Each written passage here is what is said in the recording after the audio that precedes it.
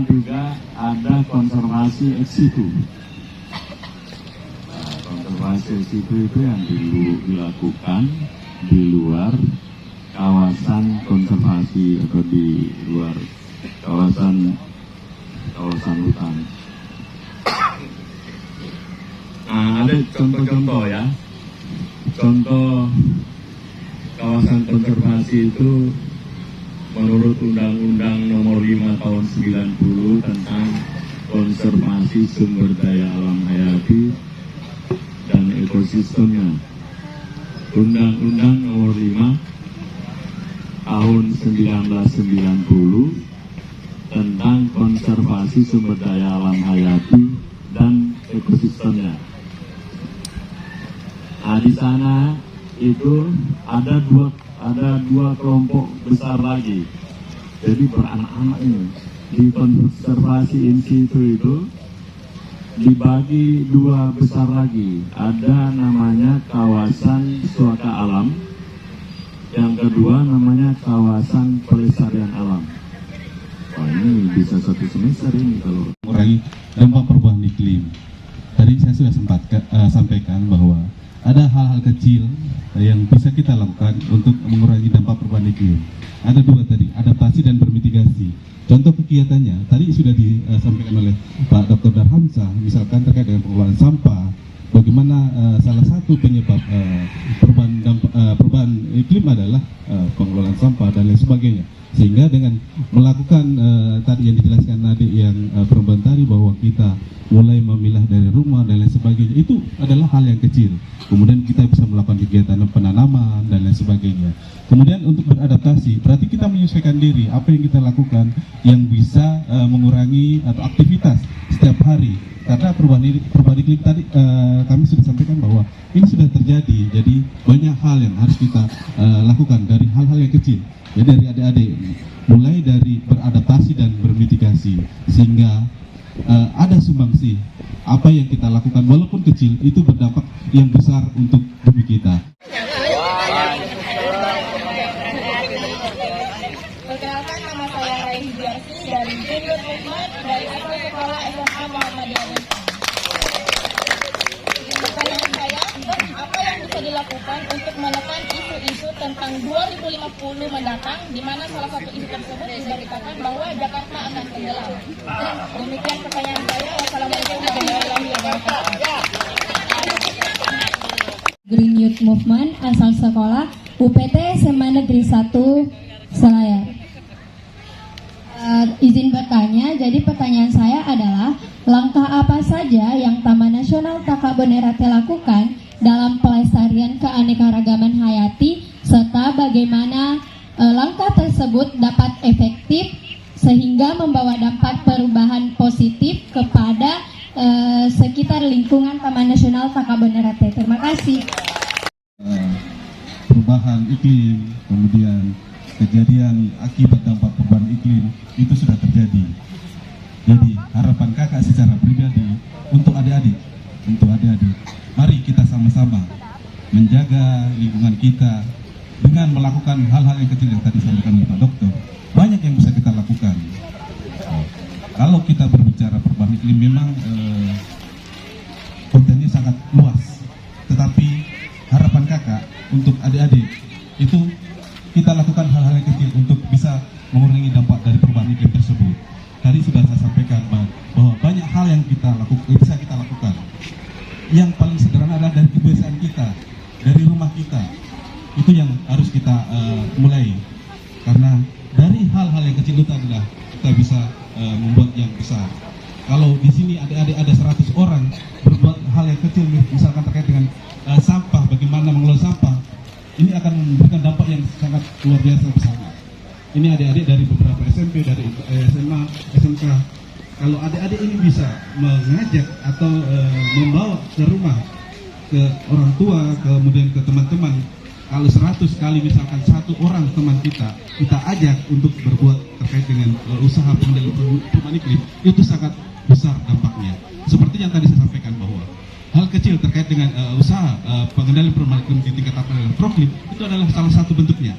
Dari hal yang kecil, dari dusun, dari desa, sehingga itu memberikan dampak yang besar ke dunia. Mungkin itu harapan kakak, sehingga mari sama-sama adik-adik dari SMP, dari SMK di Takabonerate ataupun yang dari Selayar, kita sebarkan virus-virus untuk pengendalian perubahan iklim dari hal-hal yang kecil. Mungkin itu ya, mari kita beri apresiasi untuk kita semua.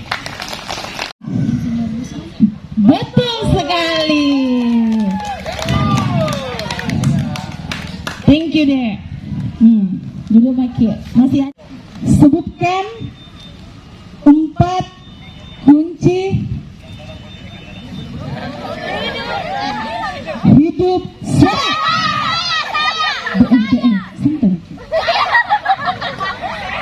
Ada 4 cara hidup sukses. Yang pertama, pandangan terhadap diri sendiri dan hidup. Yang kedua, memiliki semangat. Yang ketiga, kebiasaan kecil. Dan yang keempat adalah bersyukur. Oke. Selamat untuk adik. Namanya siapa? Lydia Adelia. Jelaskan. 54. Betul. Ada 54. Nah. Biasa terjadi. Upaya pemanfaatan sumber daya alam hayati dengan bijaksana. Betul sekali. Nah, itu dia. Nah, ini dia. Oke, mari kita berikan aplaus dulu untuk teman-teman kita yang sudah menjawab. Satu. Baik, assalamualaikum warahmatullahi wabarakatuh. Hai, ngantuk nih kayaknya. Dulu, nama kakak sudah disebutkan tadi oleh MC Rizky Utami, biasa dipanggil Kak Eki. Kami atau saya dari Genpi Selayar, ada yang pernah dengar?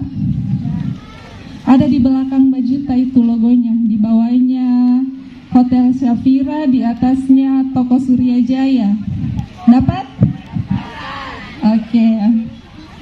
Baik, jadi sedikit perkenalan. Genpi itu adalah generasi pesona Indonesia.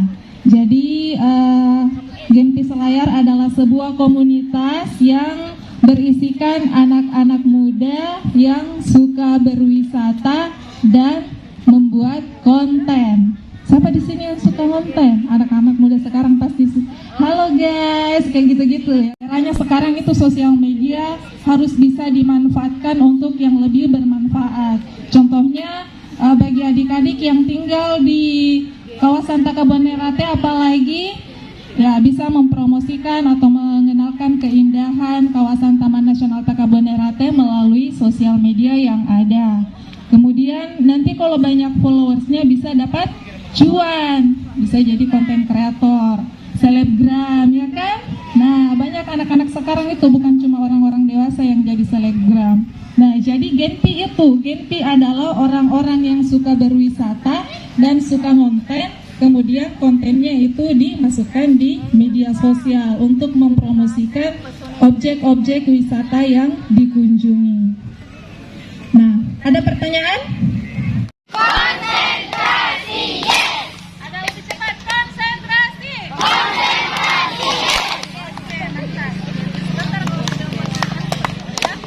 Atau berwisata di alam. Jadi kalau kalian mengunjungi wahana seperti waterboom itu bukan wisata alam ya, karena itu wisata buatan. Nah, jadi kalau wisata alam itu adalah bisa adik-adik baca. Jadi singkatnya itu adalah kegiatan mengunjungi atau berwisata dengan memanfaatkan keindahan alam. Jadi itu adalah pengertian wisata alam. Itu psikologi? Ada yang tahu? Apa itu psikologi? Apa itu psikologi? Alam? Apa? Ya, ilmu yang berhubungan dengan kejiwaan, ya. Jadi kalau kita berbicara mengenai psikologi, kita akan berbicara mengenai pikiran seseorang, hati seseorang, seperti itu ya. Nah, jadi apa sih tujuan wisata alam dari segi psikologi? Yang pertama yaitu tentu kita berwisata ke alam, biasanya kita akan lebih fresh, tenang, ya betul sekali, tenang. Kemudian akan mengurangi kejenuhan. Kalau misalnya adik-adik banyak tugas begitu ya, dibikin pusing sama tugas, kemudian jalan-jalan ke pantai itu anginnya yang segar, kemudian deburan-deburan ombaknya yang kita dengar, itu biasanya punya dampak psikis yang baik bagi pikiran kita. Itu secara psikologis. Kemudian apalagi yang kedua? Secara kita masih di psikologis. Apalagi yang kedua? Apalagi yang kedua? Meningkatkan konsentrasi. Nah, jadi salah satu tujuan dari wisata alam juga itu bisa meningkatkan konsentrasi kita.